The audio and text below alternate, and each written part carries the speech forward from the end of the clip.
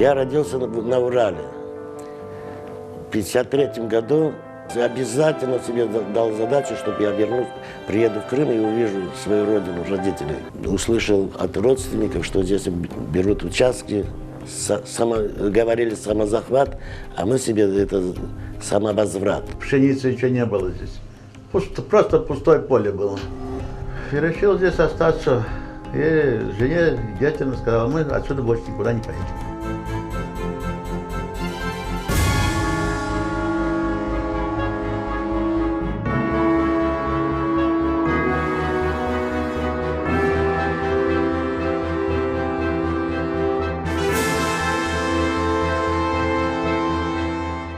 Милиция даже на дорогах стояла, не пропускала груженные машины, допустим, со стройматериалом. Мы делали даже, завозили глину, уже копали. Самому начали делать. И потихоньку построили одну времяночку. Мы, чтобы у кого маленькие дети были, поселили их туда. Нет, они мучились так.